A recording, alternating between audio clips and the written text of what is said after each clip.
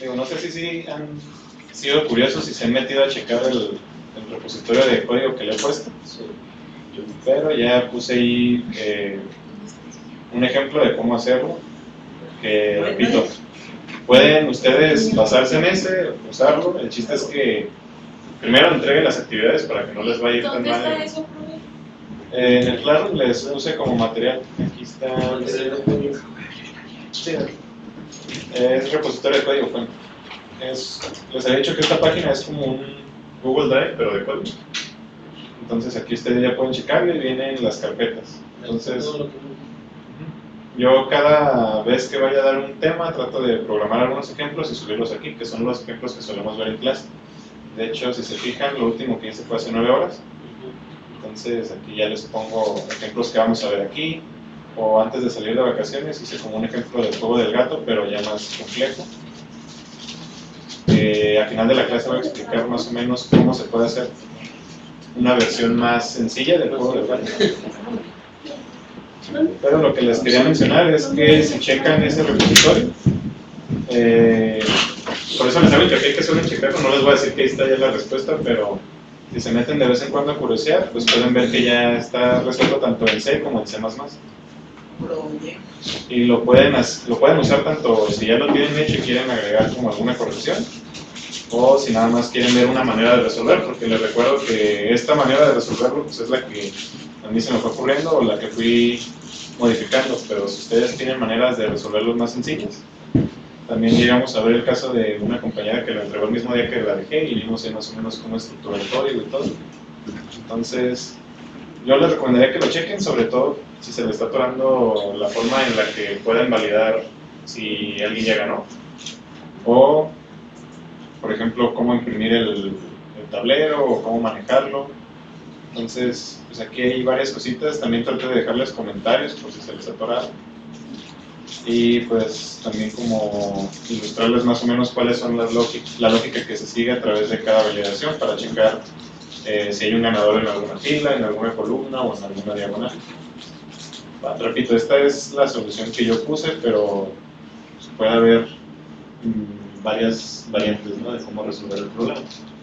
Y les digo, al final de la clase vamos a ver cómo quedaría el código del juego del gato ya en una manera particular, porque vamos a ver hoy lo que es la programación modular. No sé si recuerdan que en la unidad 1 vimos lo que era la programación estructurada, que es prácticamente todo lo que hemos manejado hasta el día de hoy. Manejar instrucciones en secuencia, utilizar estructuras de control selectivas, estructuras de control iterativas para repetir instrucciones. Entonces ya tienen como que las bases para realizar programas, pero lo que vamos a empezar a manejar ahora es cómo hacer que esos programas se empiecen a dividir en pedazos de código y que al final, cuando ustedes tengan ya su software hecho, sea legible para otros programadores, que es la principal función que tiene ser módulos de un programa, que el programa quede dividido y no quede todo en una sola función main, ¿va? Entonces, les digo, si tienen problemas con el juego del gato, pueden checar aquí los ejemplos, los puse tanto en C como en C++. Me voy a dar cuenta si entregaron el mismo código que está aquí. No hay problema siempre y cuando traten de entender lo que se está manejando aquí, porque de nada me va a servir que yo les facilite la respuesta y me entreguen la misma respuesta que yo les digo. Intenten ahí, si se les atora mucho, les recomiendo, chequen la solución que ya está en este repositorio, denle su interpretación, traten de jugar con él, ver por qué está hecho de tal o cual manera, corregir algunas cosas, porque puede que, según estoy haciendo pruebas no debería fallar, pero si ustedes ven que pueden cambiar algo del código para que se vea más bonito, para que quede más entendible como ustedes lo interpreten, lo pueden hacer, ¿no? Lo que a mí me interesa ahorita es que primero entiendan el código que están leyendo y que en un futuro pues ya ustedes pudieran darle una solución. Pero yo sé que puede que para muchos pues implementar un juego así se les haga muy complicado. Entonces pues les brindo esta opción de que chequen una solución y a partir de ahí ustedes formulen otra o traten de darles su interpretación, ¿no? Y yo planearía hacer lo mismo para cada actividad que sea más o menos complicadilla. De hecho, también les puse, creo que la solución de algunos ejercicios. Pero repito, son las soluciones que a mí se me ocurren en el momento y no quiere decir que es la única solución, hay varias maneras de hacerlo. También los ejercicios, cada ejercicio que les dejo, traté también de implementar la solución, como para que se guíen o vayan viendo cómo hacerlo. El chiste es que sí vayan practicando el código, ¿va? Que si ustedes ven que aquí dice, si ustedes ven que aquí dice arreglo y está entre corchetes un número o una constante y acá abajo tengo otras variables y hago uso de una estructura de control repetitiva, que más o menos empiecen a entender el porqué de cada cosa. ¿Okay? No sé si en alguna futura clase vayan a hacer uso tan específico del código así, pero pues no estaría de más que se fueran con esas nociones, ¿no? Digo, al final de cuentas, su carrera va enfocada más o menos a procesos de tecnología y tienen que, digo, no es por dármelas de acá, pero la programación es algo que está creciendo día con día y puede que en algún futuro les abra algún campo laboral en algún lado. No específicamente programar en C y C++, sino que pues hay muchos lenguajes de programación y si les lateó la idea de cómo programar, se pueden migrar a otros. Hay gente que entró conmigo en la carrera y no les gustaba C y C++, pero después descubrieron un lenguaje llamado JavaScript que está enfocado en hacer páginas web. Se decantaron por ese camino y les va bien. Entonces, no quiero que se amarren a la idea de que la programación es muy tediosa, porque, pues bueno, en un principio sí lo es, pero hay que a veces saber lidiar con esas cosas tediosas y sacarles provecho. Entonces, ajá. ¿Qué es un operador ternario? ¿En qué ejemplo lo veo? Desde la... Es una buena pregunta. A eso voy con que a veces yo hago mis soluciones, pero no entonces lo pueden tomar como inspiración. Pero sí, ahorita vemos que es un operador ternario.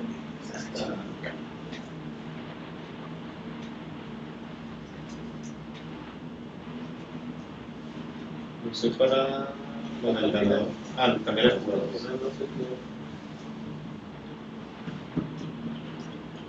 Aquí está. Miren, pues aquí lo traté de explicar. Pero, ¿se acuerdan que usualmente si queríamos hacer una cosa u otra, dependiendo de alguna condición, utilizábamos un if-else, ¿no? Pues un operador ternario es una manera como abreviada de hacer uso de un if-else, porque pues, va a haber ocasiones en las que va a quedar como muy redundante que si nada más vamos a checar algo sencillo, hagamos toda la estructura de un if y un else como para nada más hacer una acción, ¿no? En esos casos se suele utilizar este operador ternario y se le llama así y honestamente no sé por qué, pero se le llama. Entonces, ¿en qué consiste esto? Pues, como tal el operador ternario es esa función que uno es utilizar este signo de pregunta al lado derecho de una condición. ¿Okay? Entonces, por ejemplo, aquí ustedes tienen esta condición que dice, si el jugador actual es igual al jugador X, ¿qué voy a hacer entonces? Pues el siguiente turno, porque esto lo que hace es cambiar el jugador, el siguiente turno lo va a empezar el jugador Círculo, o el jugador Octos. ¿Va? Entonces, lo que va después del signo de pregunta es lo que va a pasar si esto es verdadero. Lo que va después de los dos puntos es lo que pasa si es falso. ¿Okay? Entonces, si lo quieren ver como un if-else, esta es la condición del if, esto es lo que pasa si sí entra dentro del if, y esto es lo que pasa si no entra dentro del if y se va lejos. Es como una manera muy abreviada de utilizar esa sentencia. Lo pueden utilizar en muchos casos, sí, pero yo nada más les recomiendo que lo utilicen, o incluso si no lo quieren utilizar porque se les hace confuso la sintaxis, lo que sea, pues no lo usen. Pero cuando son condiciones que van a ser cambios mínimos, o sea, por ejemplo, aquí solo me interesa cambiar el valor de esta variable. Entonces, en lugar de yo... dependiendo de qué edad. Entonces, en lugar de yo haber hecho todo un if jugador actual, jugador X, y abrir las llaves y poner que jugador actual ahora va a ser igual a jugador O, pero si no, va a pasar esto. O sea, en lugar de yo haber escrito estas 5 líneas de código, se reduce a 1 o 2 o 3 si quieren separar estos casos, pero o sea, lo pueden dejar así. Entonces eso veo que es una manera corta de utilizar nada más un if-else. Si fuera un if-else if, o sea, si ya van a contemplar más casos, no nada más dos, entonces ya usan ahora sí una estructura selectiva.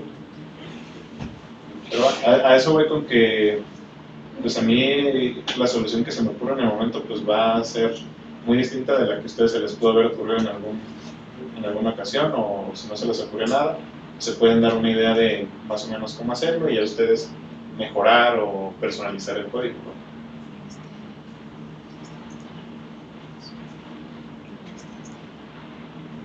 Bueno, entonces si no hay dudas o algún otro comentario, pues vamos a ver el tema de hoy. Que de hecho ya nada más nos faltarían 2 unidades tentativamente.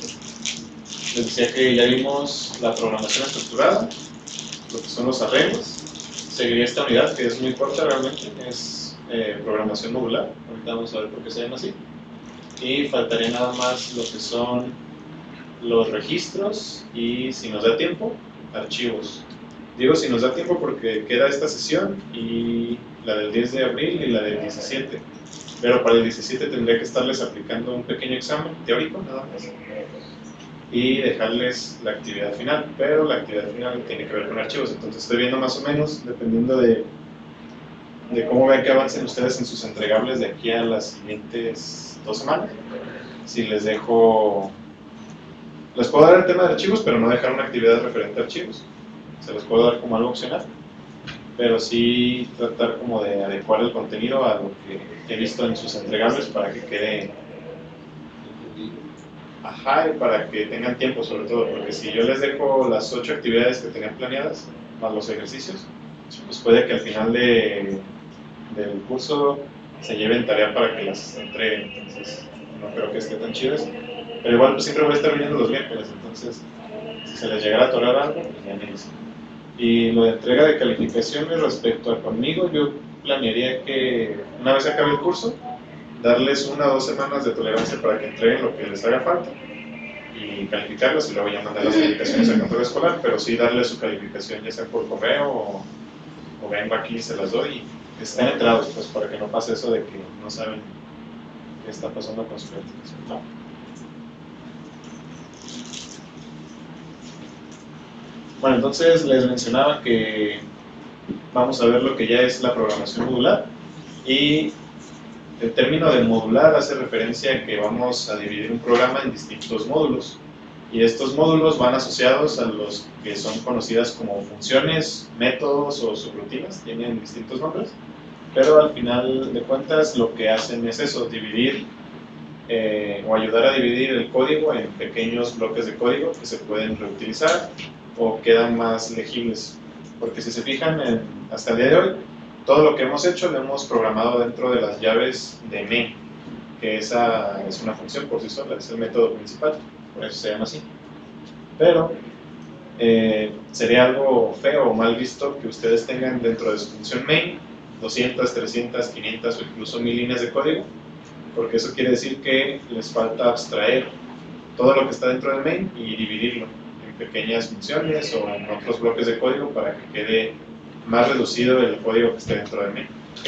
De hecho, ya en programas más realistas, entre comillas, lo único para lo que sirve main es para mandar a llamar otras funciones. O sea, en su código main ya en sistemas o programas más prácticos o reales, lo que ustedes van a ver es que main nada más sirve para que manden a llamar todo un programa que está dividido en funciones, en archivos.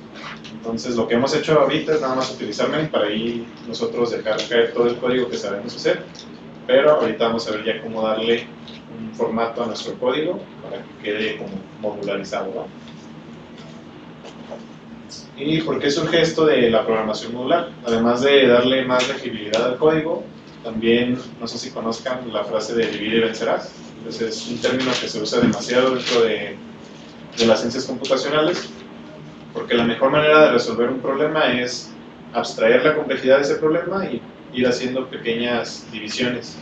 Entonces, si ustedes tienen un problema muy grande a resolver, en lugar de abrumarse y preocuparse porque el problema es muy grande, deben de razonar cómo pueden descomponer ustedes ese problema y ir haciendo como pequeños pasos para que al final de cuentas cada paso sea un poco menos complejo, pero a la hora de que ustedes resuelvan todos esos pasos o esos mini problemas, por así decirlo, la solución real sea al problema más complejo. Es, por ejemplo, cuando les dejan una tarea y tienen una semana. En lugar de que se avienten la tarea en un solo día, eso le agrega una complejidad grande porque tal vez no tienen tiempo, tal vez la complejidad de la tarea les va a requerir 6 horas de estar sentados. Pues lo que pueden hacer es un día trabajar 1 hora en esa tarea, avanzar lo que puedan, al siguiente día trabajar otra hora, avanzar lo que puedan, y puede que incluso les ayude a que estén más frescos, porque no sé si les ha pasado haciendo sus tareas, pero por lo menos a mí me pasó en la carrera que cuando programaba durante un intervalo de horas muy prolongado, ya ni siquiera se carburaba acá, lo que estaba haciendo era nada más escribir y borrar, pero ya no estaba ni siquiera pensando. Entonces, cuando les pasen así, tengan como su burnout o que se fatiguen mentalmente, pues es mejor a veces despejarse, salir a caminar, no sé, a distraerse en alguna otra cosa. Y cuando vuelvan a intentar resolver algo, pues su mente ya va a estar más despejada y van a pensar mejor las cosas, van a abstraer mejor, van a razonar mejor. Entonces, pues básicamente es lo que queremos trasladar a la programación, el tomar un programa muy grande y dividirlo. Entonces, aquí tenemos un pequeño diagrama que muestra, por ejemplo, que tenemos nuestro programa principal, pero en lugar de que tengamos todo el código dentro de este programa principal, vamos a tener algún módulo que nos ayude a hacer cierta acción, otro módulo que nos ayude a hacer otra acción, y un tercer módulo que nos ayude a hacer otra acción. Pero en conjunto, estos 3 módulos van a componer o formar parte del programa principal. ¿Va? Aquí hay una pequeña definición que traje del libro que les recomendé. Y en ese libro definen a la programación modular como el acto de construir programas a través de pequeñas piezas. Estas pequeñas piezas son lo que ya les mencioné, funciones o métodos o subrutinas, y es lo que vamos a ver ahorita cómo programarlas.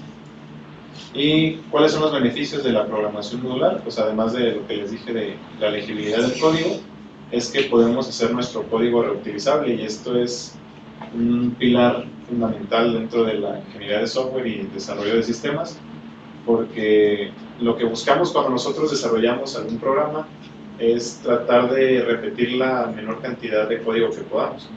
Ahorita vamos a ver más o menos en qué nos ayudan, pero si se acuerdan, yo cuando les comenté lo del uso de estructuras iterativas o repetitivas, pues va un tanto relacionado, porque en lugar de repetir 10, 15, 20 veces una instrucción, pues mejor nada más hacemos una instrucción que se encargue ya en tiempo de ejecución de repetir eso. Entonces, con las funciones lo que queremos es como, por ejemplo, si vamos a realizar un cálculo, en lugar de estar siempre tratando de escribir el cálculo a mano, escribirlo una sola vez y ya nosotros, cuando necesitemos de hacer ese cálculo, nada más hacer uso de esa función. Entonces, ¿qué es una función? Pues no sé si llegaron a ver las funciones dentro de las matemáticas. ¿Cómo funcionaban esas funciones? Vaya la redundancia. Exactamente. Cuando ustedes utilizan funciones algebraicas o matemáticas, lo que hacen siempre es pasar un valor, ¿no? Ese valor puede ser X, Y, lo que sea.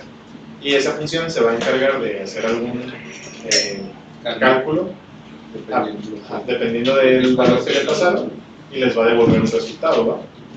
Pues en programación es más o menos lo mismo. De hecho, si se fijan, aquí les puse como este pequeño diagramita, y es porque las funciones van muchas veces asociadas al concepto que se conoce como caja negra. Se le dice caja negra porque realmente nosotros no sabemos qué es lo que hay dentro de esa caja, pero lo que sí sabemos es que si le metemos algo, nos va a devolver una salida. Entonces es más o menos lo que quise poner con este diagramita, de que es a nosotros, a una función, si le damos una serie de entradas, no sabemos muy bien a la hora de nosotros usarla cómo funciona por dentro, pero sabemos que o nos va a devolver un resultado o va a realizar alguna acción en específico. Entonces, dentro de la programación es prácticamente lo mismo. Nosotros utilizamos las funciones de tal manera que sabemos que si le pasamos algún parámetro, algún valor, podemos esperar un resultado o vamos a modificar ese valor, como en el caso de las matemáticas o el álgebra, ¿va? Algunas características de las funciones. Bueno, pues primero que son pequeños bloques de código. De nada nos serviría tener nuestra función main, o nuestro código en main, y tener otra función en la que ponemos más líneas de código. Lo que se suele hacer es dividir estos pequeños bloques de código y que queden reducidos a máximo 50 líneas. Digo, depende de lo que va a ser la función, pero la idea es que cada función no sea tan extensa y que cada función se encargue únicamente de realizar una sola tarea. Es decir, si yo quiero hacer una función que me permita sumar dos números, que lo único que va a hacer esa función es hacer la suma, ¿va? No que imprima, no que lea datos de nada, sino que nada más se encargue de hacer esa operación. Entonces ahí entra otro grado de complejidad a la hora de programar, porque tienen que abstraer muy bien qué va a hacer cada función. Ahorita vamos a ver un poquito mejor a qué me refiero, pero es muy importante que la acción que vaya a realizar esa función sea única y esté bien definida, ¿vale? Y aunque vimos que usualmente se espera una salida, dentro ya de la programación una función puede retornar algo o no. Nos puede devolver algún valor o nada más puede operar con él dentro de ella, pero nunca devolvernos nada. Y hay un concepto que se conoce como invocación o mandar a llamar, que suena muy curioso, pero es nada más el hacer uso de esa función. Ahorita vamos a ver cómo. Y aquí puse un pequeño diagrama de un programador, pensando más o menos qué pedazo de su código puede volver a utilizar. Y casi siempre la manera en la que ustedes se van a dar cuenta de la que necesitan realizar una función es cuando están viendo que están usando bloques de código de manera muy repetitiva. Entonces ahí es donde ustedes se tienen que preguntar, ¿por qué estoy repitiendo tanto este código? O sea, ¿hay manera en la que yo pueda simplificarlo? Y si hay manera sencilla en la que ustedes puedan abstraerlo, pues ya queda una función. Si no, pues hay veces que también es mejor no agregar una abstracción muy complicada o rebuscada y simplemente dejar que las cosas sean más sencillas. Va a depender mucho de cómo ustedes quieren resolverlo y qué tan complicado quieren que sea su solución, ¿no? Bien, ¿cuáles son los elementos de una función, tanto en C como en C++? Pues primero, si se fijan, aquí lo que hacemos al inicio es declarar lo que se conoce como un prototipo. Los prototipos, pues es como un adelanto, ¿no? Un preview o algo que todavía no está hecho, pero ya tenemos la idea de qué va a ser o cómo va a estar conformado. Pues en C++ es lo mismo, tenemos como el prototipo, que es nada más decir, tengo la idea de que voy a hacer esta función, ¿va? ¿Cómo se conforma? Pues primero, en este caso, como sí me interesa que esta función me devuelva un valor, le tengo que poner qué tipo de dato espero que me devuelva. ¿Va? De hecho, si se fijan, hasta el momento siempre habíamos usado el int main, y yo les había dicho que ese return 0 se hacía por una conveniencia de decir que el programa terminó sin ningún problema, pero realmente estamos retornando un 0 porque la función nos pide que retornemos un número. Entonces, pues, retornar 0, además de que significa que el programa terminó de manera correcta, pues estamos cumpliendo con esta indicación de que la función espera que nosotros devolvamos un valor entero en este caso. ¿Okay? Pero se pueden manejar funciones que no devuelvan nada y ahorita vamos a ver cómo se hace. ¿Va? Pero primero es esto, hay que poner el tipo de dato que se espera que nosotros vayamos a devolver con esa función. Después hay que poner el identificador de esa función, que sigue las mismas reglas que vimos con los identificadores de variables, es decir, no pueden empezar con números, no pueden tener algún carácter extraño como un signo de admiración, un signo del gato, un signo del dólar. Entonces, las mismas reglas que aplicamos para los identificadores de variables aplican para identificar funciones.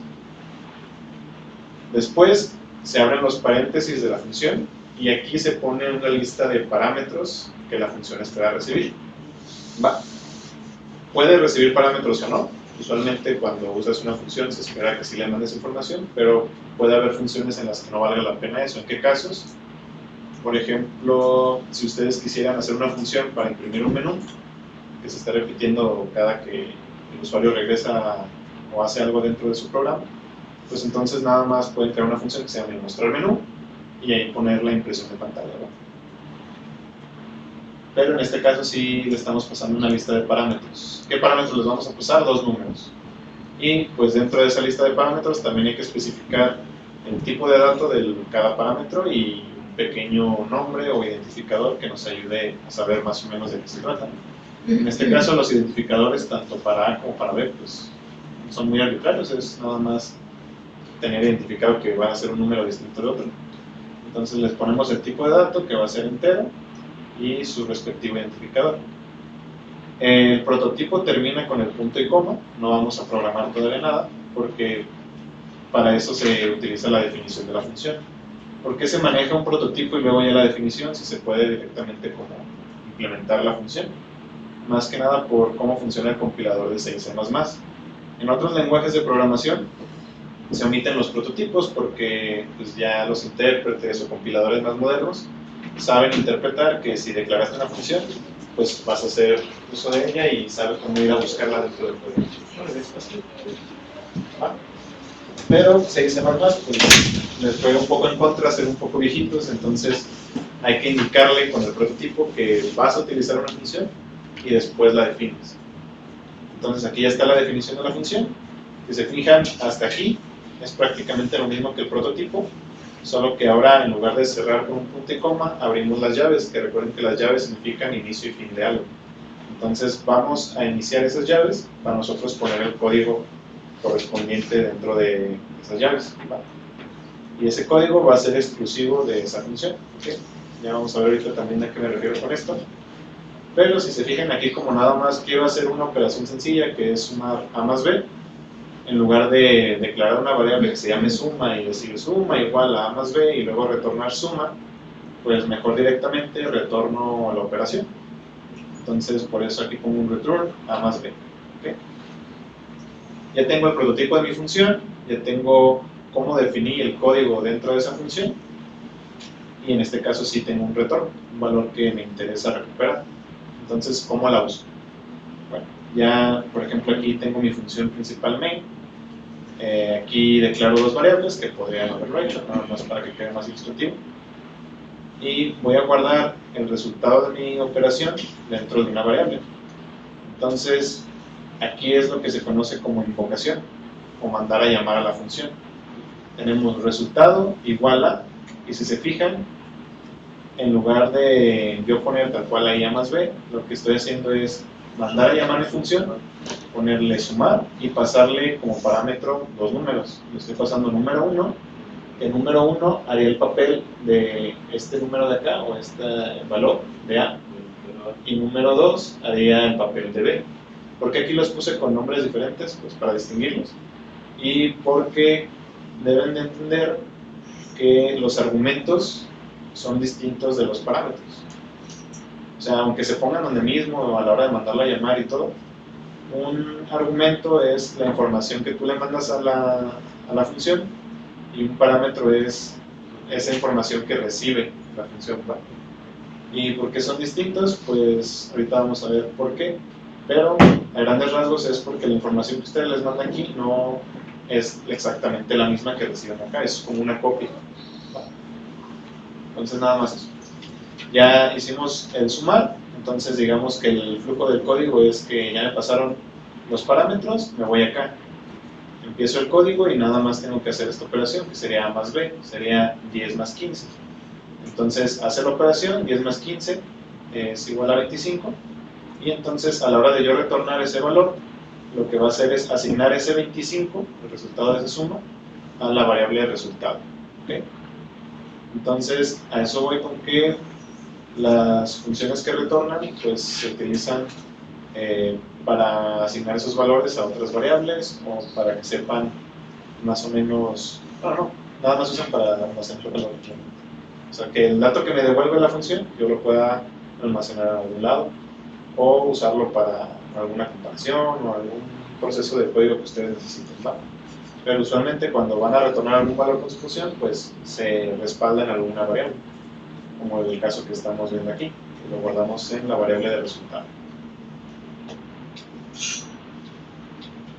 Pues ya expliqué más o menos qué era un prototipo, pero pues que sepan que usualmente o por conveniencia a nivel de legibilidad, los prototipos se declaran antes de su implementación de main y la definición de las funciones se declara después, para que pues, ustedes a la hora de leerlo sepan qué funciones van a estar declaradas en sus prototipos y puedan leer el main, porque si pusieran primero todas las definiciones de sus funciones antes de main, para checar ya lo que hace el código principal tendrían que scrollear. Entonces, pues mejor declaran los prototipos, luego ya declaran su función main y después de la función main ya definen las funciones que usan aquí. Por ejemplo, aquí se utiliza una función para devolver el cuadrado de algún número. ¿Okay? Entonces, por ejemplo, de hecho, si se fijan, bueno, les voy a dar un punto al que me digan cuál sería el error dentro de este código que esté aquí. Analícenlo, vean que puede fallar, porque está mal, una vez les digo.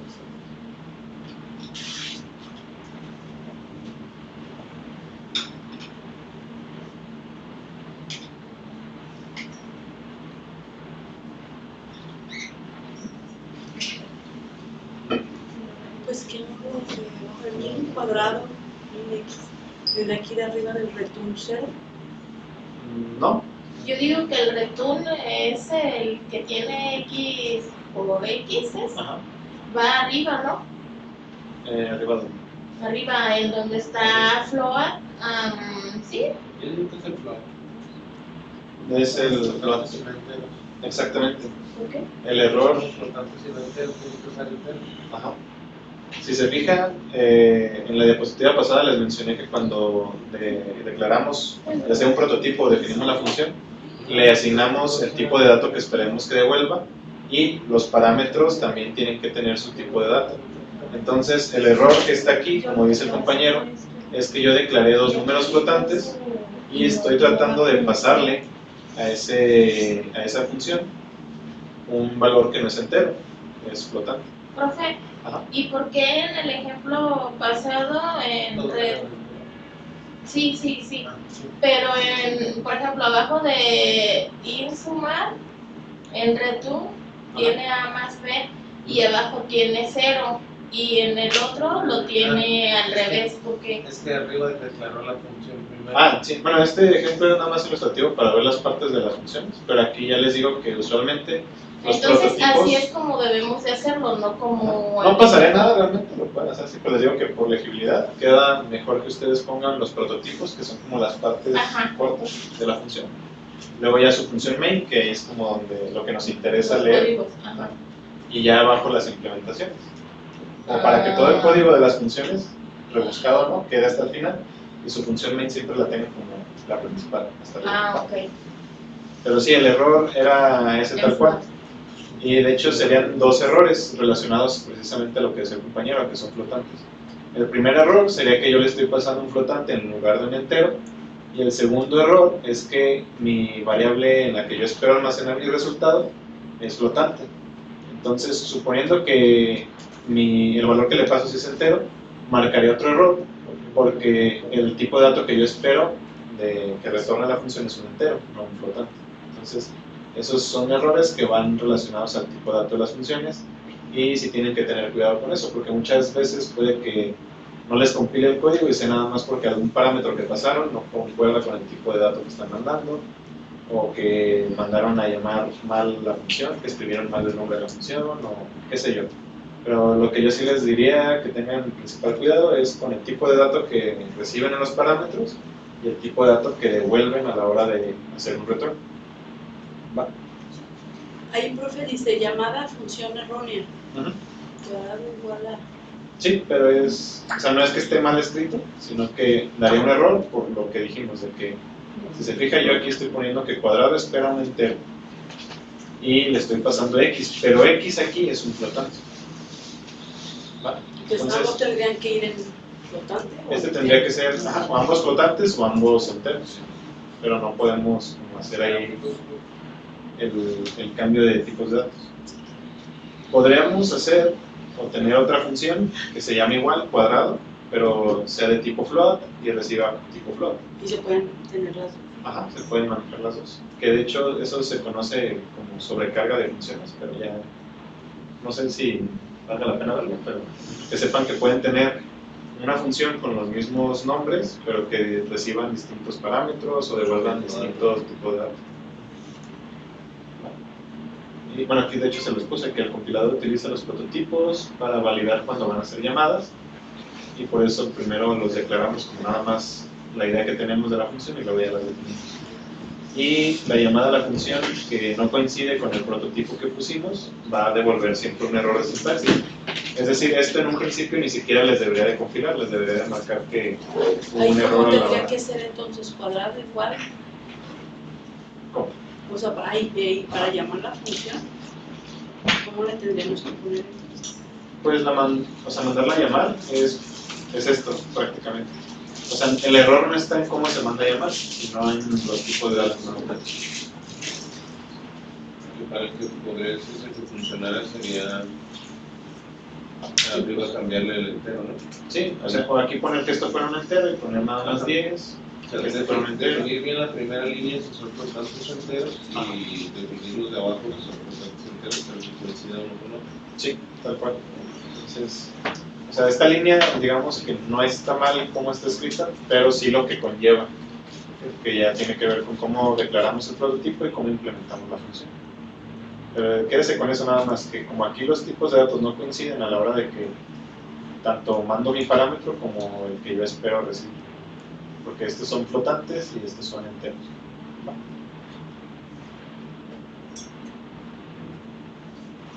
Ya vimos más o menos cómo se pasan los parámetros y les había dicho que cuando nosotros pasamos un parámetro a una función es distinto el cómo los mandamos a cómo lo recibimos, y esto es porque tanto C y C++ hacen un paso de parámetros por valor, y ese pase de parámetros por valor lo que nos quiere decir es que se hace una copia, ¿va?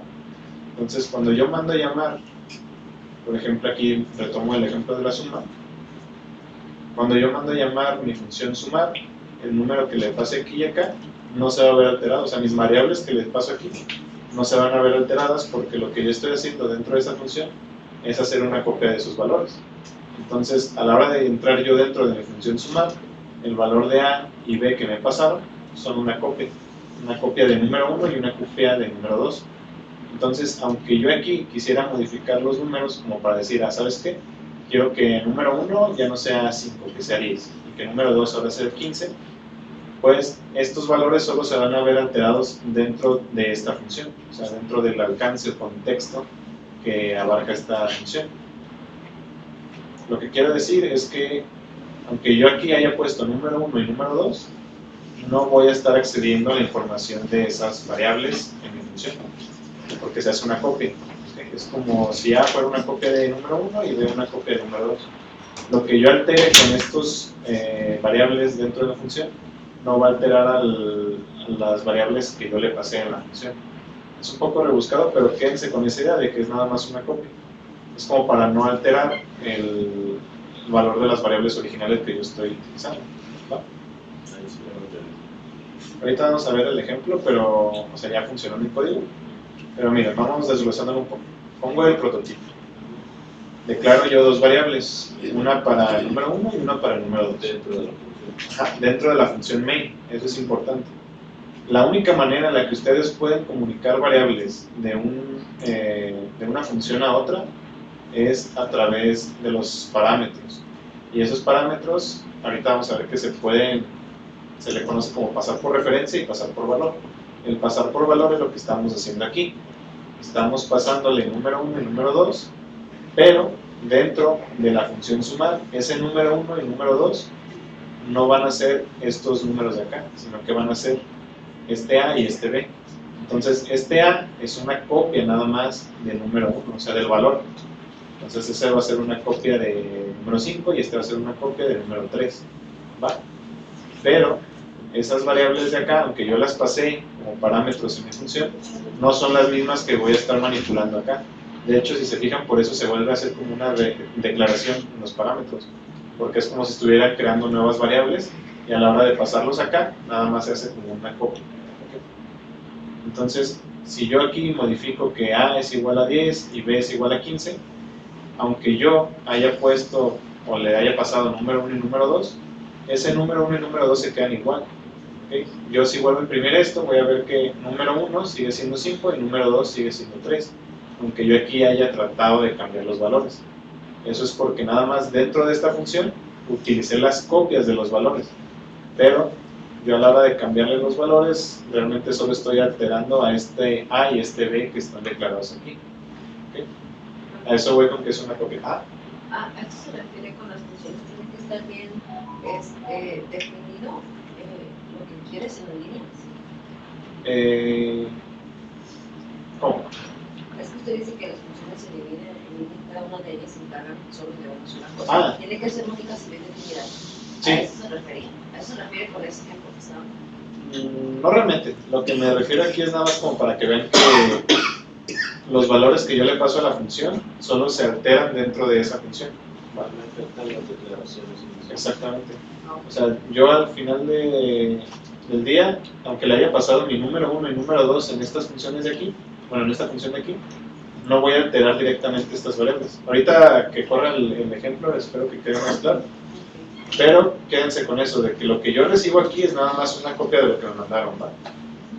No voy a alterar los valores originales de lo que pase acá. Y a lo que me refiero con que una función debe de hacer una única acción es, por ejemplo, aquí, que si yo le voy a pasar nada más, bueno, si mi función se llama suma, que lo único que haga esa función sea sumar. O sea, pueden hacer cosas más complejas, pues, pero si nada más quiero que haga una suma, que lo único que haga sea la suma. Es decir, que no me vaya a pedir aquí los números y que los sume y luego ya devuelvo el resultado o lo imprimo, sino que se encargue únicamente de lo que su nombre indica. Si va a hacer una suma, que haga la suma. Si va a dividir, que nada más divida. ¿Va? Pero a veces esa única acción pues, puede involucrar más líneas de código, no nada más una. Vale, entonces aquí lo dice tal cual. Cuando pasamos valores en una función, lo que hace C++ o su compilador es generar una copia de esos valores. Entonces, esto lo hacemos para poder manipular la información dentro de la función sin alterar las variables originales que nos pasaron. Y esto tiene que ver porque, pues, ahorita es un ejemplo sencillo, pero imagínense si realmente pudiéramos alterar los valores originales que le mandamos a la función en un código mucho más complejo, pues habría demasiados efectos colaterales de estar manejando información y pasándola a través de una función y recuperándola. Entonces, por eso se suele pasar nada más como una copia. Y es importante que sepan que se manda una copia de ese valor únicamente cuando manejamos tipos de datos primitivos. Y si se acuerdan, los tipos de datos primitivos pues son los enteros, flotantes, char, los double, que son enteros, que son flotantes con más capacidad, o los long int, que son más enteros con más rango. O sea, esos son los tipos de datos primitivos. Entonces nada más podemos pasar por valor cuando son tipos de datos primitivos. Ahorita vamos a ver en qué caso se utiliza ya un paso de parámetros por referencia. Un pase de parámetro por referencia es todo lo contrario que vimos ahorita de un pase de parámetros por valor, porque aquí nosotros sí vamos a estar modificando la información de las variables que nos mandaron, ¿va? Entonces, por ejemplo, aquí yo tengo el mismo ejemplo prácticamente, solo que si se fijan aquí la notación cambia un poco. Aquí yo estaba poniendo int a y int b como parámetros, ¿no? Pero aquí, cuando vamos a recibir por referencia, estoy poniendo int asterisco a y luego int asterisco b. ¿Qué significa el asterisco en este contexto? No, el por se usa nada más cuando vamos a multiplicar valores. Si yo pusiera a asterisco b es una multiplicación. Pero si tienen un asterisco al lado del tipo de dato, lo que quiere decir es que vamos a hacer referencia a una dirección de memoria. Si se acuerdan, les había puesto que, bueno, un pequeño ejemplo, de que todo lo que ustedes almacenen en memoria RAM abarca X cantidad de bytes, según el tipo de dato, dentro de esa memoria. ¿Va? Esa memoria está, cada espacio de esa memoria está relacionado a una dirección. Nosotros no nos interesa realmente esa dirección de memoria, pero al código o al programa sí, porque es una manera en la que puede acceder a la información que tenemos guardada dentro de la memoria. Entonces, cuando nosotros utilizamos esta notación, que es como asterisco, estamos indicando que no vamos a pasar un entero, sino que vamos a pasar, se conoce como apuntador, pero en sí es una dirección de memoria que hace referencia a un entero. Entonces, no les voy a pedir que empleen este tipo de cosas porque pues, es medio rebuscado y ahorita no quiero confundirlos más de lo que ya les confundí tal vez, pero que sepan que se puede hacer. Y esta notación es para hacer referencia nada más a direcciones de memoria, ¿va? Entonces, yo declaro otra vez número 1, número 2, les asigno un valor y ahora al resultado también le vuelvo a pasar como parámetro. Bueno, más bien invoco la función o la mando a llamar, pero si se fijan, ahora no nada más pongo el num1 y num2, sino que pongo este signo de ampersand o el i. Y eso lo que va a hacer es que, si se fijan aquí, yo declaré el int num1 como un entero normal y le asigné un entero como valor normal. Lo que hace este ampersand antes del nombre de la variable es decirle, no vas a pasar el valor, sino que vas a pasar la dirección de memoria de esa variable. Que eso va a hacer sentido porque aquí estamos pidiendo que nos pasen una dirección de memoria. Entonces es nada más como hacer esa correspondencia. Te pido una dirección de memoria, pues te mando la dirección de memoria de ese número, ¿va? O esa variable. Entonces si yo ya mandé las dos direcciones de memoria de mis dos variables, a la hora de llegar a la función, que repito, se pone un int asterisco, bueno, un asterisco al lado del tipo de dato, para indicar que yo espero una dirección de memoria. Indicar que yo espero la dirección de memoria, se pone el asterisco. Indicar que yo mando la dirección de memoria, se pone un ampersand.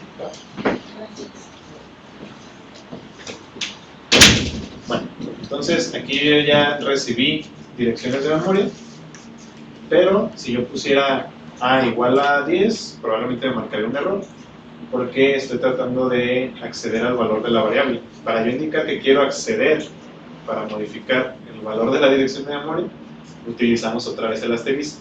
¿Va? Ponemos asterisco A y es como decir, ya me fui a la dirección de memoria que me dijiste y ya encontré el valor. ¿Qué quieres que haga?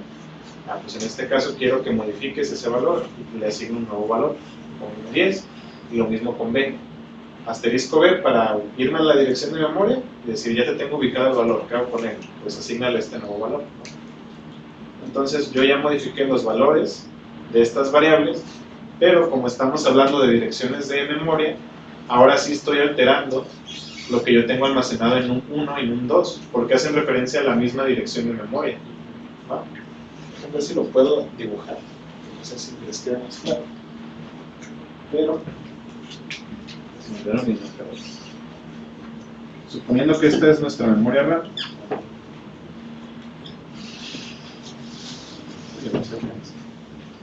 y que este espacio de aquí es num1, este espacio de acá es num2,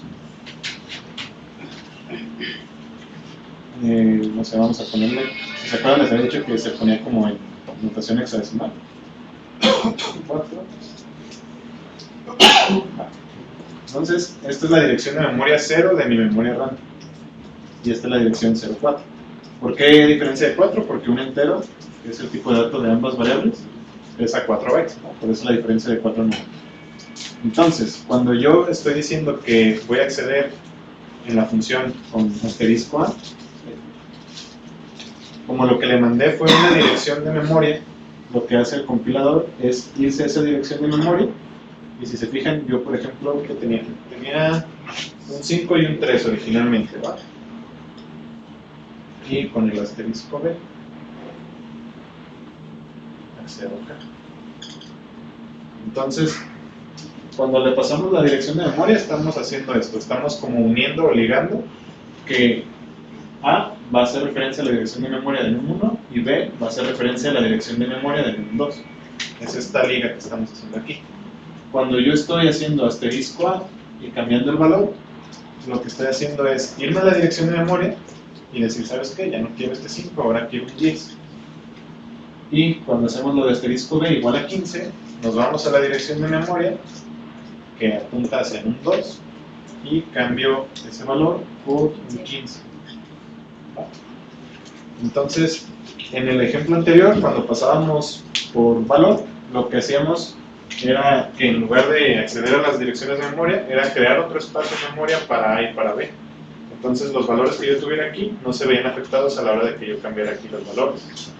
Pero como aquí ya estamos manejando las direcciones de memoria, hacen referencia a lo mismo. Entonces estamos llegando al mismo punto. Aquí estamos haciendo una copia, estamos creando más espacio de memoria. Aquí estamos trabajando con los mismos espacios. ¿Va? Es que bien, con lo primero tendríamos Cuatro variables. cuatro variables y en el segundo son dos. Solo estamos usando dos. Y estamos cambiando el... Ajá, estamos manipulando la información que tenemos dentro de esa Pero dirección. lo que se hace abajo se repite arriba. Sí, o sea, en el código, lo que yo modifique abajo ya se modificó arriba. Ah, sí. Y en el otro, lo que yo modifique abajo es nuevo a lo que ya tenía. Exactamente. Sí, tal cual. De hecho lo definió muy bien. Si yo aquí tuviera estas... Bueno, déjame vuelvo al ejemplo. Para no hacerme bola. Aquí. Como dice el compañero, estamos creando nuevos espacios, ¿va? Entonces, estos nuevos espacios no tienen nada que ver con lo que yo había declarado en main, que eran un 1 y un 2. Entonces yo tenía otra vez mi 5 y 3. Y a la hora de que llego a esa función y modifico esos valores, que pongo A igual a 10, no estoy modificando los que yo le pasé, sino que estoy creando un nuevo espacio y ahí pongo A igual a 10, entonces creo ese nuevo espacio y le pongo el 10, y creo un nuevo espacio y le pongo el 15. Mientras que en la otra notación que vimos, en la de direcciones de memoria, o por referencia, lo que estoy haciendo es irme directamente y cambiar esos valores. Como un círculo. Sí, lo cual. Sí, eso es como un bucle, pero así decirlo. Cada que modificas abajo se modifica arriba, se modifica arriba, se modifica arriba. Sí. O sea, en el de referencia vas perdiendo el original. Ajá. Por eso no se suele utilizar tanto con tipos de datos primitivos. Ahorita vamos a ver en qué ocasiones no hay otra forma más que manipular la memoria. Pero, pues, si van a usarlo para enteros, flotantes o tipos de datos así, pues es mejor que gasten un poco más de memoria, pero quede más entendible a la hora de que ustedes lo hagan, a que se metan ya en estos rollos de direcciones de memoria. Que esto es un tema, de hecho, muy complejo porque C y C++ son de los pocos lenguajes hoy en día que te permiten manejar así la memoria. La mayoría de programas, bueno, lenguajes de programación modernos, saben que hacer esto involucra pues, muchos riesgos, entonces administran la memoria por ti, no te dejan que tú accedas a memoria RAM de esta manera. O sea, en lenguajes más modernos, que tú puedas manejar direcciones de memoria ya no se ve tanto. Entonces, por eso mucha gente sigue utilizando C++, porque te da más libertades como hacer esto, pero pues que sepan que jugar con la memoria también tiene sus consecuencias si no llevan muy bien identificado lo que están haciendo. Entonces, pues espero que sí les haya servido un poco la explicación. Yo sé que es muy rebuscado, de hecho este tema de apuntadores pues, es un poco más complejo. Yo lo vi hasta el segundo semestre. O sea, en primer semestre vimos como más o menos lo que les estoy enseñando de programación estructurada, modular, y esto de apuntadores es un tema ya de otro grado. Entonces, si no le quieren hacer mucho caso, no le hagan caso, pero que sepan que con C y C++ podemos jugar con la memoria de esta manera.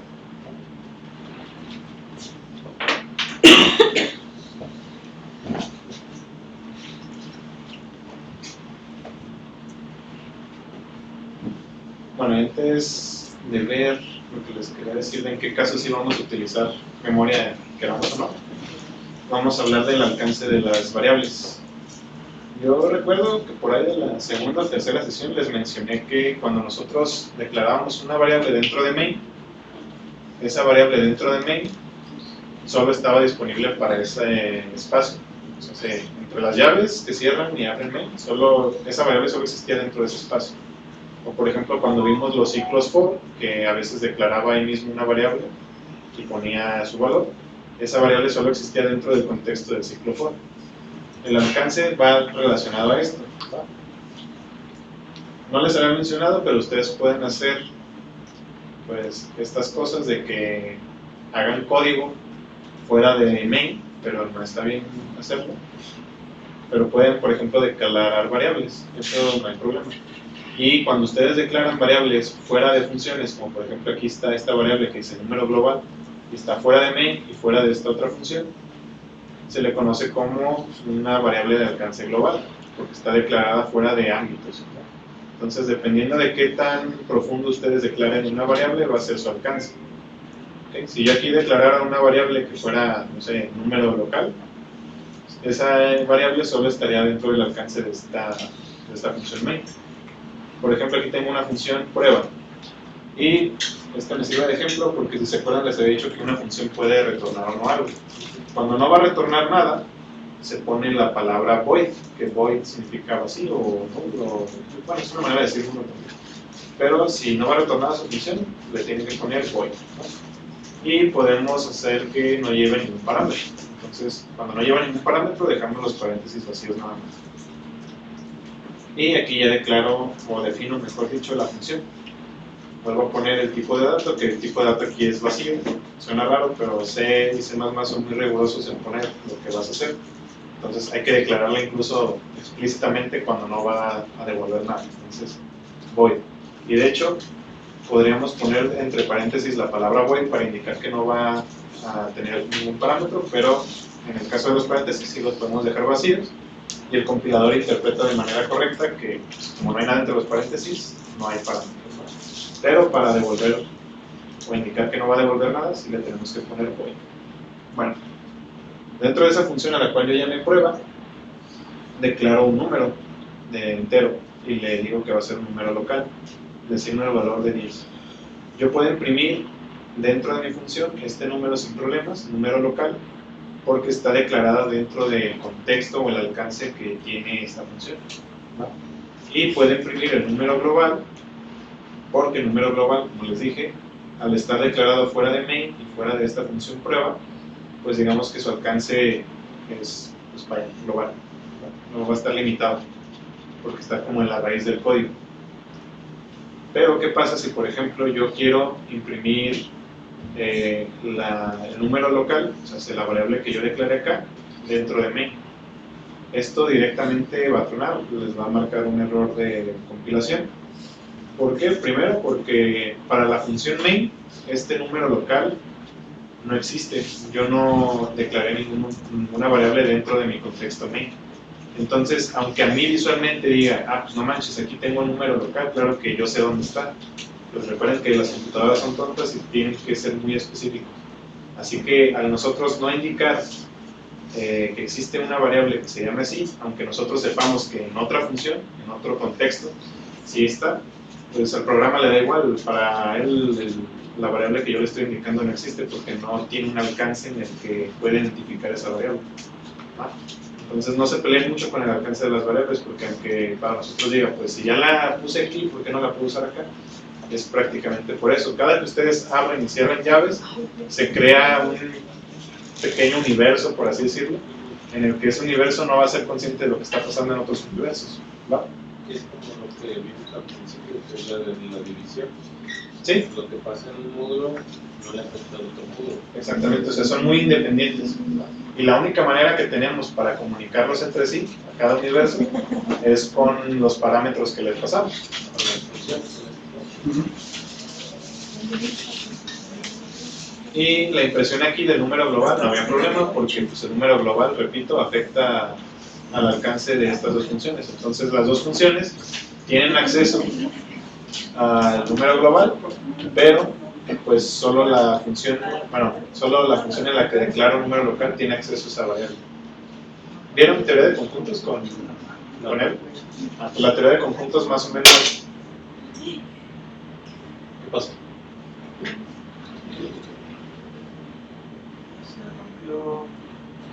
Tronó, ¿verdad? Sí, no me tocó rayos. Pero sale. ¿Pero por qué tronó? No sé, pero como que fue algo de la imagen. A ver, voy a intentar apagar, reiniciar. No falla. ¿Y qué tal que ya fue? Creo que se ha quitado de ahí. Ah, no creo. No, no es cierto, ¿no? Pero si no me lo cobran.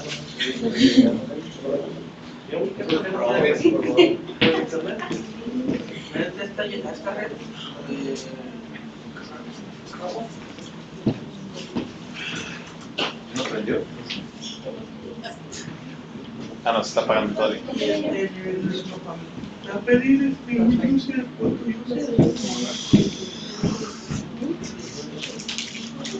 Es que no dormiste todo. Sí te creo.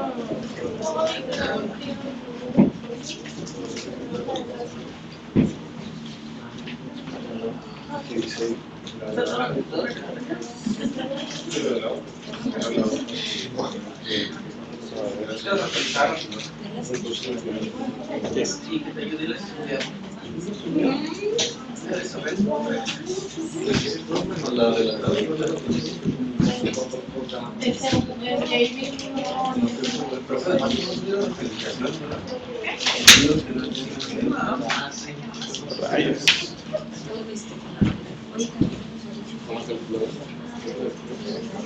Está parpadeando, voy a esperar a ver si se apaga. Mientras dejen de nombro listo. Sí, pero ¿Cuál? Aguilar Eufrasio. presente. Anejo Pérez. Ábalos Adoño, perdón. Presente. Basulto Ayala. Casillas Hernández. Presente.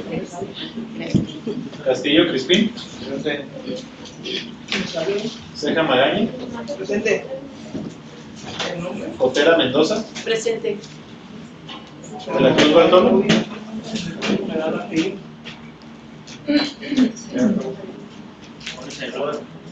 Flores López. Gómez García. Presente. González Ríos. Mendoza Martínez. Presente. Ramírez Álvarez. Me baño. Solís Sánchez Araceli. Valle Cerate. Presente. Velasco Principal. Villanueva Navarro. Pineda Hernández. Quesada Méndez.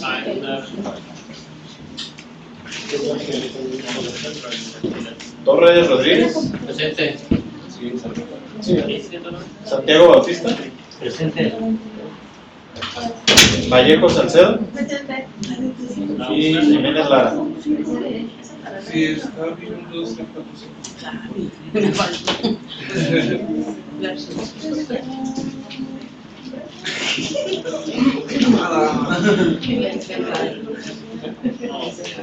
¿Por qué más, verdad?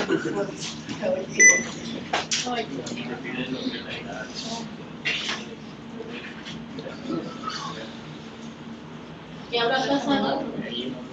Se ha de sobrecalentar. Como nuestra cabeza.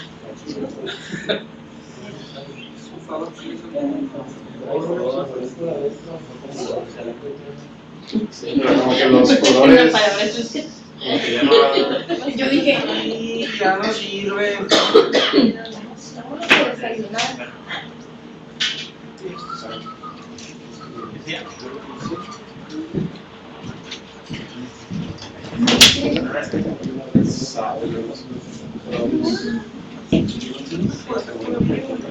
Lo voy a reportar.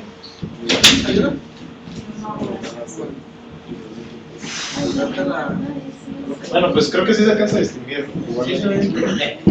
Igual ya ven que les subo las presentaciones por si quieren verlo. Y ahora vamos a hablar de un tema relacionado a las funciones, que también tiene que ver mucho con las matemáticas, y es la recursividad. ¿Alguien ha escuchado acerca de la recursividad? No lo vieron tampoco en la recursividad. Pero por la bonita, supongo que es algo que está dentro de otra cosa. Sí, en teoría, bueno, estas monitas conocidas como... Sí, las... Yo les dije que Ya se te fueran pregunté. 6. Sí, que a lo mejor lo que tronó fue el ventilador y se cayó arriba de la caja de video. Trata un ticket. ¿Sabes? Ahorita lo hacemos. Bueno, entonces se utilizan estas matrushkas como para ejemplificar más o menos cómo funciona la recursividad, porque si ahorita estábamos viendo que una función puede mandar a llamar a otra, pues existe el caso, por raro que suene, que una función se puede mandar a llamar a sí misma. ¿Esto qué es? Que yo dentro de la función que declaro haga referencia o mande a llamar o invoque a la misma función que estoy declarando. Entonces, por eso se utilizan las matrushkas, porque es como si esta fuera la función que yo estoy declarando, pero manda a llamar a esa misma función, y a su vez esa misma función se manda a llamar a sí misma. Pues por eso es la misma monita que está como encapsulada. ¿En qué caso se utiliza la recursividad? Pues son casos muy contados. De hecho, estas son como las características que deberíamos de contemplar para saber si empleamos o no la recursividad. Pero no sé si han, por ejemplo, escuchado hablar de la serie de Fibonacci. ¿No? Pues, ¿Qué? Fibonacci, la serie de Fibonacci, la serie numérica de Fibonacci. En la serie de televisión. Yo también pensé que una serie de Ah, cine, sí. yo dije, no, dígame cuál es para... Yo no sé la canción de los 2 o 4, La serie de Fibonacci es una relación matemática que, digo, yo no tampoco la conozco mucho, pero en teoría se encuentra, ¿han oído hablar de la proporción áurea o algo así? Que es como una espiral así, está marcada como por... Bueno, el chiste de la sucesión de Fibonacci es que es nada más una sucesión numérica en la que, por ejemplo, ustedes empiezan sumando 1 más 1 y ese les genera un 2. Si ustedes suman 2 más 1, les genera un 3. Y si suman el 3 más 2, les genera el 5. Si suman el 5 más 3, les genera el 8. Si suman el 5 más 8, les genera un 13. Entonces la sucesión de Fibonacci es siempre empezar sumando 2 números y después sumar el resultado con el número anterior de la sucesión. Es nada más eso. Entonces, esto tiene una expresión matemática que no recuerdo ahorita, pero en teoría debería ser una función. Como por ejemplo poner que Fibonacci de n. Ahora ya sé todo el uso, ¿no? Ya me he quemado. Sería poner que es n más la misma función, pero menos 1, ¿no? Algo así. O sea, estamos diciendo que vamos a sumar el número actual con el número de n-1, o sea, es el número anterior de la sucesión. ¿Va? En este tipo de casos se utiliza la recursividad porque estamos hablando de que podemos resolver como un caso base, que en este caso base es nada más hacer una suma, pero si yo quisiera obtener un número más alto, o sea, la posición número 20 de la sucesión de Fibonacci, pues tendría que primero sumar este número 20 con el anterior, pero para yo obtener el anterior tendría que obtener el anterior de ese número. Entonces yo voy haciendo una cadenita hasta llegar al caso más simple, que es este 1 más 1. Y ese 1 más 1 me va a retornar ese valor y yo ya puedo obtener el siguiente valor y puedo obtener el siguiente, el siguiente, el siguiente, el siguiente, hasta que ya sepa cuál es el valor que quiero. Sí, Mateo. Pero no eso porque me siento como el destino final.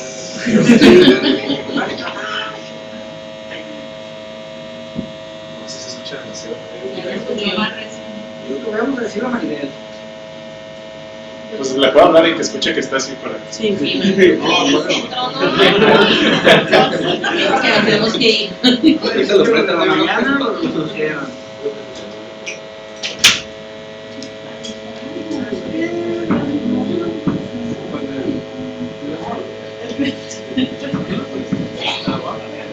Ay, qué bueno, ya me aburrí del país.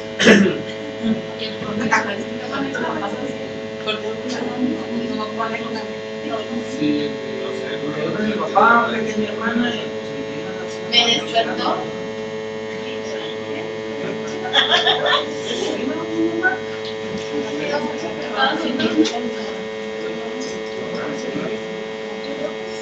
Ay, ¿cómo estás?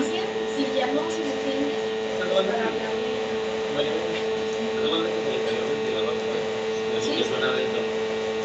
¿no? Y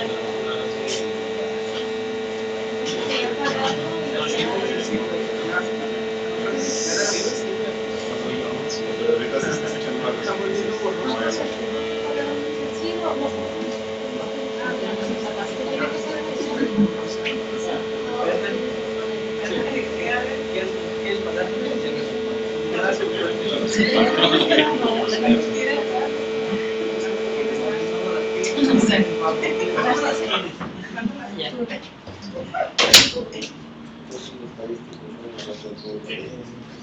¿Qué hizo en vacaciones? Me la va a rayar. Bueno, pero quedó grabado que yo estaba explicando.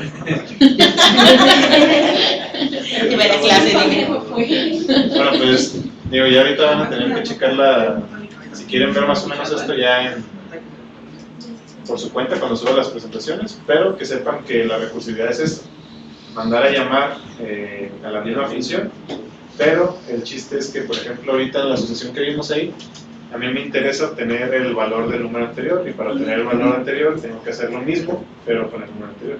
Entonces, ese como cadena de que un valor depende del otro, se le conoce como una función recursiva, ¿no? Quiero decirle, pues no sé, repito esta función 20 veces porque necesito el valor en el número. Ajá. Entonces, lo que haríamos es mandar a llamar esa función 20 veces, pero dentro de la misma función. Es algo complejo y de hecho, pues aquí tengo un ejemplo de también cómo programar algo así. En uno de los ejercicios les pido que programen Fibonacci, pero pues aquí vamos a ver un pequeño ejemplo. Algo importante cuando ustedes utilizan funciones recursivas es que el caso más sencillo que es resolvible, se puede resolver, se conoce como caso base. Entonces, ese caso base es el que permite como detener las mandadas a llamar de la misma función. Porque cuando se puede resolver el caso base, hace que la cadena de resultados ahora vaya como en sentido contrario y vaya retornando valores y podamos usar esos valores para resolver los siguientes casos. Entonces, cuando ustedes tienen bien definido cuál es el caso base de una función recursiva, se puede mandar a llamar pues, la cantidad de veces que sea necesario, ¿no? No es muy común que se utilice recursividad como para problemas ya muy complejos, principalmente porque a nivel de recursos, cada que ustedes mandan a llamar una función, digamos que a nivel de memoria se ocupa bastante espacio, entonces imaginen encadenar muchas llamadas a una función dentro de una función. Entonces se hace como un chorizote de llamadas a funciones y eso al final o en términos de recursos, pues termina gastando memoria. Hay maneras de resolver este tipo de funciones matemáticas recursivas con nada más estructuras de control repetitivas, pero digamos que si quisieran que quedara como plasmado a nivel matemático, se usa recursividad. Si ya quieren hacerlo a nivel de eficiencia de recursos, pues ya mejor utilizar iteraciones. Pero pues cuando vayan a hacer el ejercicio de Fibonacci, pues ahí les ayudo más o menos, porque sí quería que ahorita viéramos el ejemplo, pero pues va a tronar esa cosa. Y otra cosa que me gustaría poder compartir ahorita en pantalla, pero ya no se puede, es la manera en la que nosotros podemos separar el código. Ya les he dicho que ahorita podemos declarar funciones, pero esas funciones quedan pues, dentro de nuestro archivo principal. Entonces, ¿cuál es la mejor manera de nosotros seguir dividiendo el código? Pues crear otro archivo en el que guardemos esas funciones. Si se acuerdan, cuando ustedes van a utilizar C y C++, siempre tiene que incluir, ya sea en el caso de C, el stdio.h, o si usan C++,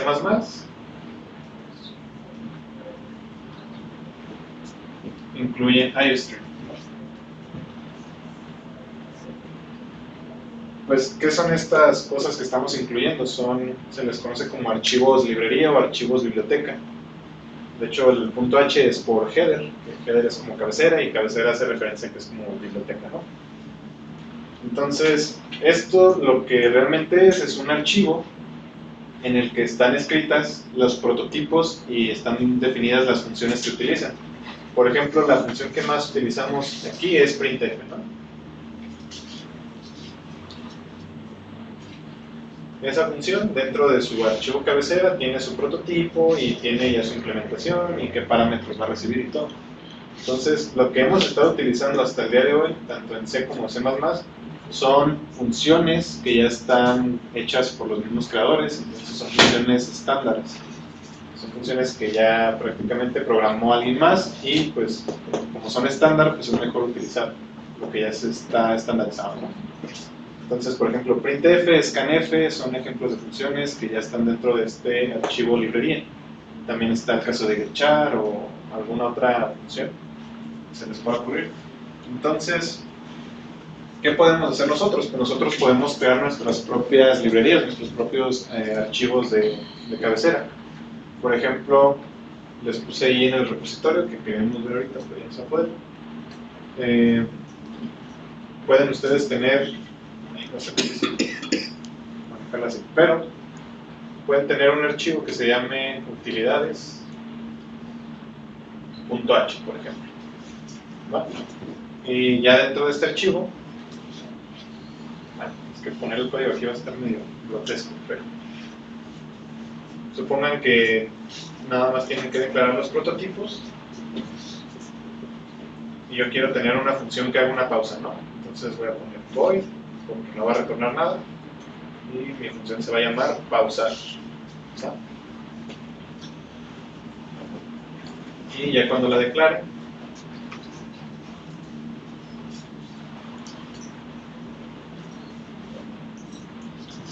entonces nada más va a hacer uso de printf. Me va a poner un texto que sea, no sé, presione enter para continuar.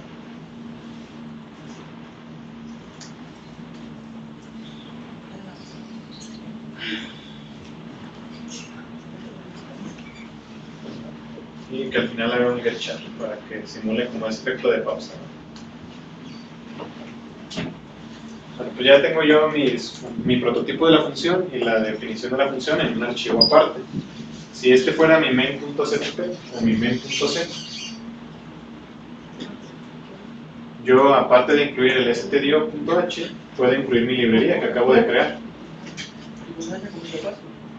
La única diferencia es que cuando tienen estos mayor que, menor que, digamos que son librerías ya estándares del compilador, y cuando ustedes ponen comillas y el nombre de la librería, que en este caso es utilidades.h, son librerías propias de ustedes, ¿no? Entonces, este es mi main.c, este es mi... Adelante.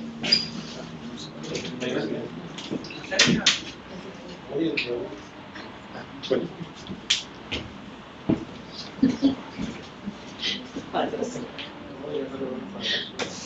Te lo van a descontar.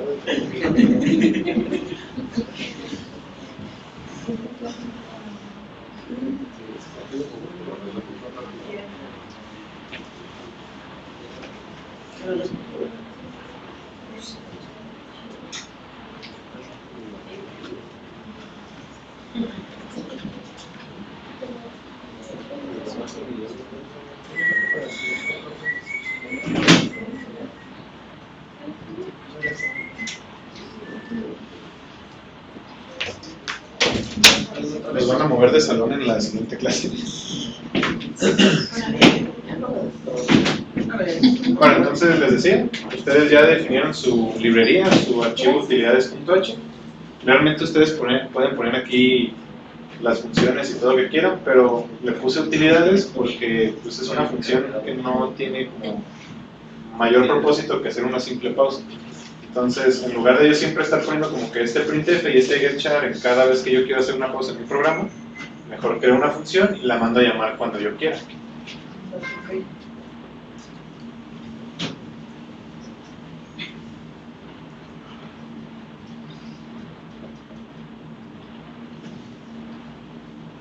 Entonces, yo ya incluí mi archivo de librería.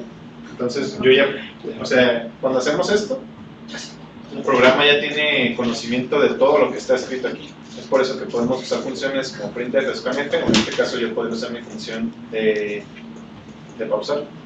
Entonces podría poner aquí, nada más hacer referencia a la función o mandarla a llamar. y esto debería de poder compilar sin ningún problema, ¿no? En la tarea que se liberó hoy o se va a liberar, es una calculadora sencilla. Ahí les puse las operaciones que debe tener, que es suma, resta, multiplicación, división, módulo. Ya saben hacer eso, ¿no? Pues o sea, ya tienen los operadores y todo. Lo que yo esperaría que hagan, si crean su archivo de biblioteca está súper bien, si lo incluyen está bien. Yo sé que ahorita tienen problemas con el uso de CodeBlocks y eso, entonces no hay tanto problema. Lo que pueden hacer, si tienen problemas con CodeBlocks, es utilizar en OnlineGDB, no me agüito, y ya pues definen sus prototipos y acá abajo las implementan, ¿va? Y yo esperaría que por cada operación que vaya a hacer su programa, implementen una función, ¿va? O sea, si ya vieron ahorita cómo declarar la función de suma, pues declaren una función para la resta, para la multiplicación y así, ¿va? Creo que es la tarea más sencilla que hay de momento. Pero, o sea, sencilla de que... Como la primera. O sea, sencilla en términos de que no les pido muchas cosas, pues nada más que ya sepan, o sea, ya saben hacer las operaciones con el asterisco, la diagonal, el signo de más, menos. Nada más trasladen esas operaciones a la lógica de cómo utilizarlas en funciones. Y pues creo que sería todo. Me hubiera gustado proyectarle los ejemplos, pero pues, si quieren darle una checada, ahí está el repositorio. Y también ahorita les subo las presentaciones que también habían explicado más o menos lo que les quise poner ahorita ahí en el pizarrón.